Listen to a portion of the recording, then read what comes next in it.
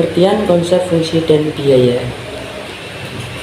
Operasi proses bisnis terkait erat dengan biaya, karena setiap perusahaan tentu membutuhkan biaya. Mustahil untuk proses tanpa biaya dukungan. Keberadaan proses operasi ini akan mencapai kegiatan bisnis maksimum. Secara umum, biaya adalah semua pengorbanan yang perlu dikorbankan untuk proses produksi dalam mata uang dengan harga pasar yang berlaku, baik itu terjadi atau tidak. Biaya dapat didefinisikan sebagai pengorbanan sumber daya ekonomi yang ada atau tidak ada, dan dapat diukur dengan bagian terjadi atau akan terjadi untuk mencapai tujuan tertentu. Pengeluaran adalah pengorbanan yang dilakukan oleh perusahaan atau seseorang untuk mendapatkan lebih banyak manfaat daripada kegiatan yang dilakukan. Hansen dan Women mendefinisikan biaya tunai atau nilai moneter yang dihasilkan untuk barang atau jasa dapat bermanfaat saat ini dan di masa depan bagi organisasi. Jadi pada dasarnya biaya itu membutuhkan pengeluaran dan juga pengorbanan. Beberapa elemen kunci dari definisi biaya meliputi: yang pertama, biaya adalah pengorbanan sumber daya ekonomi. Yang kedua, diukur dalam mata uang. Yang ketiga, sesuatu terjadi atau akan terjadi. Yang keempat, pengorbanan untuk tujuan tertentu. Klasifikasi biaya. Cost sharing dapat dikaitkan dalam proses produksi dalam organisasi maupun perusahaan yang mempunyai hubungan baik langsung maupun tidak langsung, seperti berkaitan dengan produk, volume produk, departemen produksi, dan periode produksi akuntansi. Klasifikasi biaya adalah proses sistematis mengelompokkan biaya dari semua elemen biaya yang ada ke dalam kelompok yang lebih ringkas untuk memberi sesuatu informasi. Penggolongan biaya.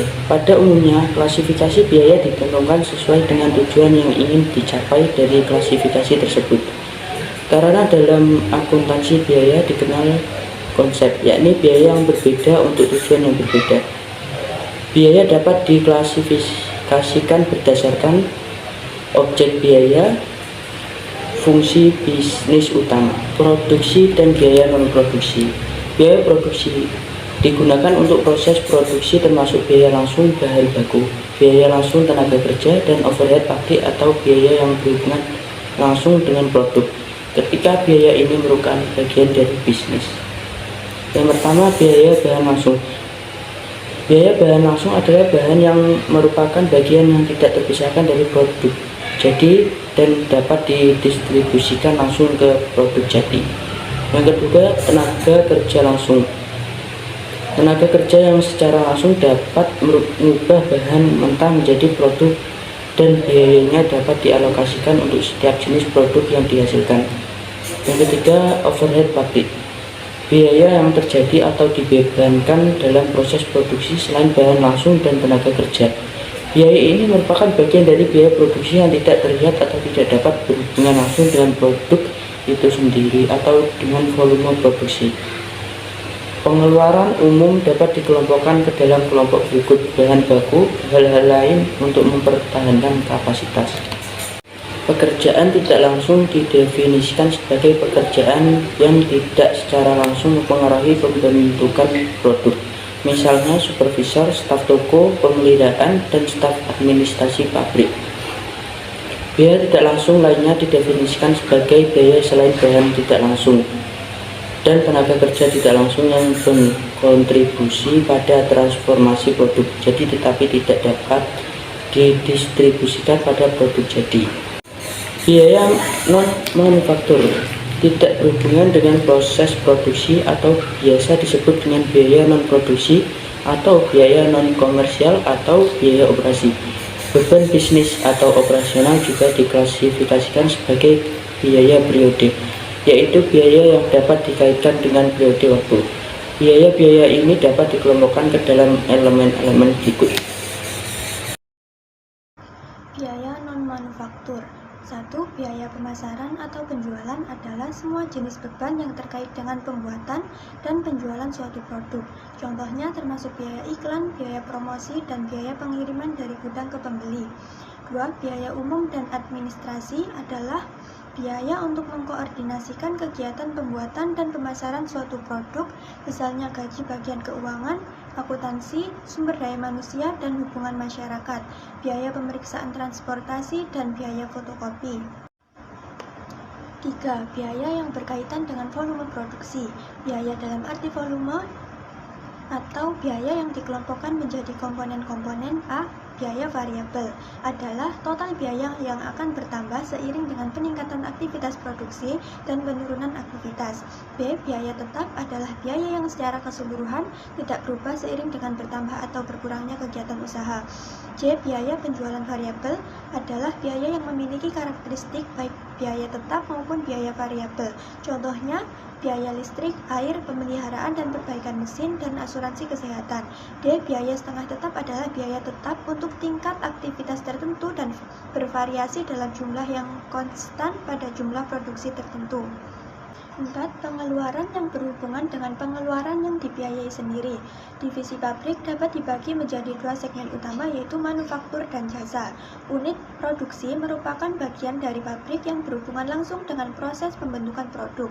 Beban-beban yang terjadi di divisi ini dapat dibebankan langsung ke harga pokok produk yang dihasilkan di divisi tersebut.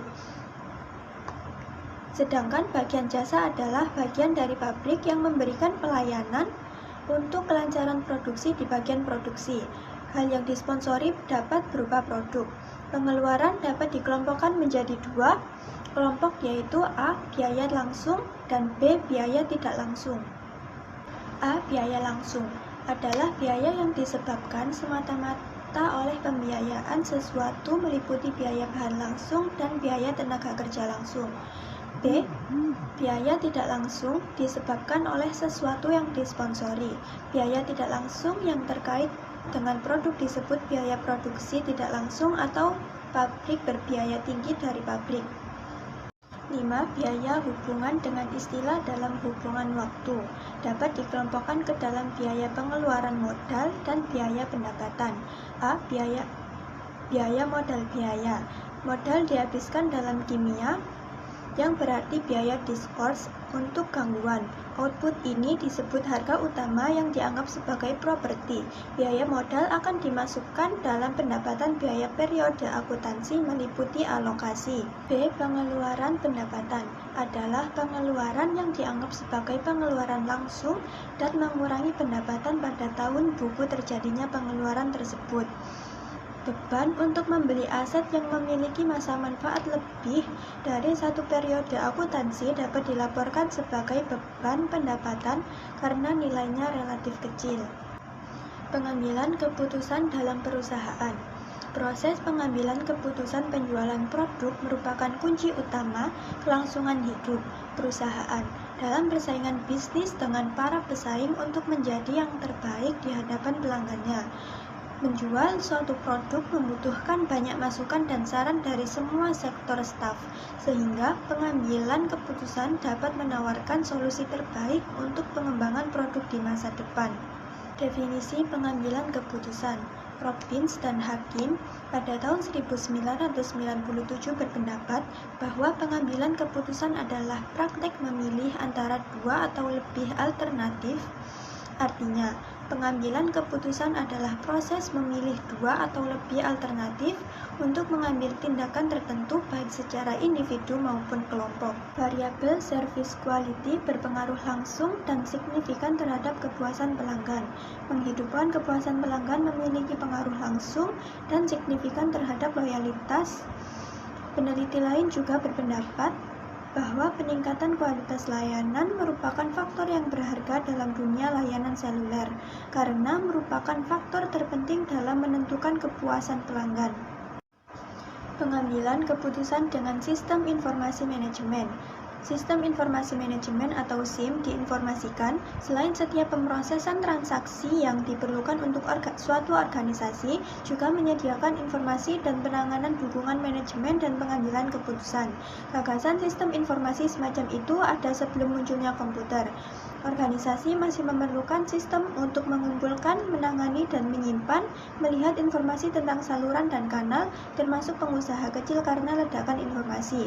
Setelah ledakan populasi, informasi diperlukan untuk kegiatan manajemen karena ada banyak informasi. Kegiatan yang terkait dengan informasi ini sebagian dilakukan oleh manusia dan beberapa dilakukan oleh mesin. Alhasil, muncullah ide untuk mengatasi masalah tersebut. Sebaiknya manusia dan mesin membentuk sistem bergabungan dengan hasil yang teruji dari dialog dan interaksi antara mesin atau komputer dan mesin manusia yang berdagang. Seseorang dengan tugas membuat keputusan tidak cukup untuk menerima data mentah atau berusaha. Mereka membutuhkan cara untuk mengolah data dan memeriksanya sehingga mereka dapat mengambil keputusan. Dengan kata lain, pengambilan keputusan membutuhkan sarana pengolahan data berupa model penggunaan SIM. Usaha kecil untuk mendapatkan data operasional, membantu perencanaan, mengidentifikasi situasi di luar kendali, dan membuat keputusan. A. Definisi Sistem Informasi Manajemen. Sebuah organisasi memegang transaksi yang perlu diproses untuk melakukan bisnis sehari-hari. Komputer berguna untuk jenis tugas pemrosesan data, tetapi sistem informasi manajemen melakukan tugas lain dan bukan hanya sistem informasi yang memproses data.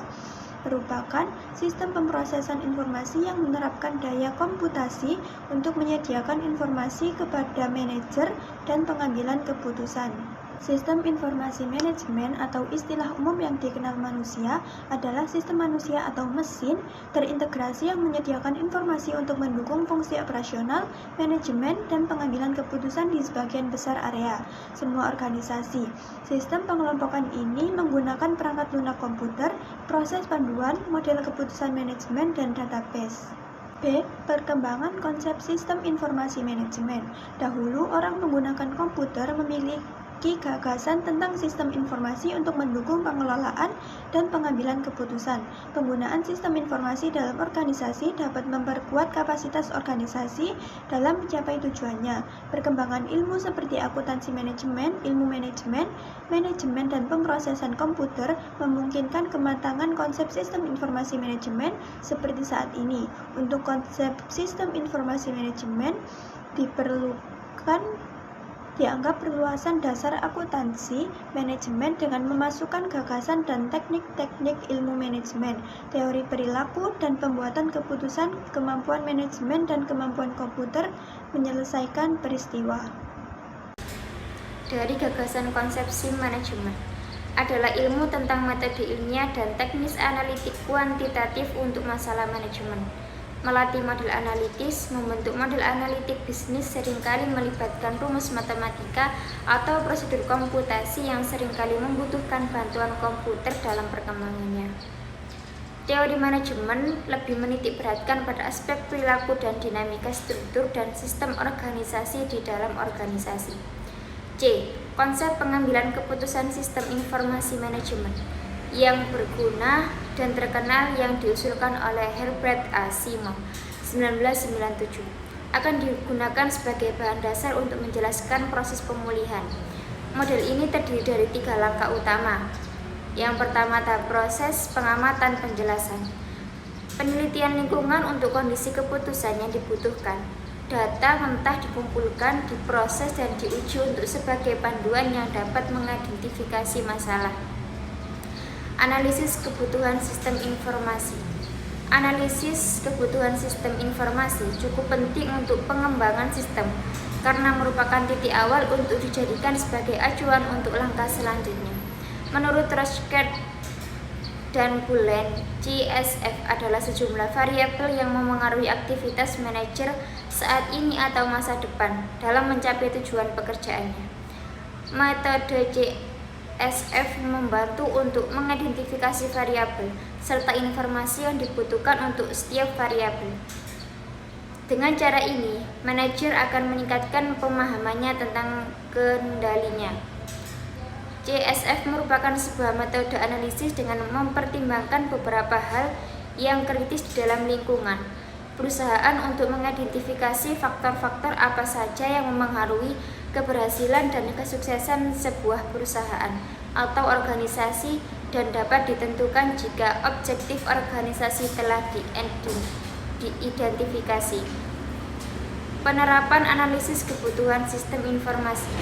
Persyaratan sistem informasi adalah kemampuan dan kriteria yang harus dipenuhi sistem informasi untuk mencapai apa yang diharapkan pengguna dari sistem informasi. Dokumen ini mencakup analisis kebutuhan sistem informasi seperti kebutuhan sistem, kebutuhan fungsional, kebutuhan non-fungsional, keamanan, serta panduan dalam melakukan analisis kebutuhan. Faktor kritis lainnya, dokumen analisis kebutuhan sistem informasi manajemen ini menggunakan sistem Development Life Cycle (SDLC) karena mudah diimplementasikan dengan dokumen analisis kebutuhan. Perusahaan yang dulu mengandalkan operasi manual dapat beralih ke sistem yang mengotomatiskan proses dan meningkatkan kinerja proses bisnis dari waktu ke waktu untuk meminimalkan risiko yang timbul dalam bisnis. Perusahaan ingin mencapai kinerja produktivitas yang maksimal, namun perusahaan tidak memiliki dokumentasi yang memadai mengenai spesifikasi kebutuhan sistem. Sedangkan mengedefinisikan kebutuhan sistem informasi penting untuk menyelaraskan kebutuhan pengguna dalam memecahkan masalah, sehingga perangkat lunak atau sistem yang dibangun sesuai dengan tujuan dan fungsi pengguna. Sebelum membuat sistem informasi kesehatan lingkungan, perusahaan juga ingin merancang dan menggambarkan perangkat lunak atau sistem yang diinginkan. Masalahnya adalah perusahaan belum sepenuhnya memahami dan mengoreksi persiapan atau langkah pertama untuk mengembangkan spesifikasi perangkat lunak untuk membuat sistem informasi di negara bagian situs web. Kemudian bedakan kebutuhan sistem fungsional dan non-fungsional. Spesifikasi persyaratan adalah proses memformalisasi serangkaian persyaratan fungsional untuk sistem yang termasuk dalam dokumen.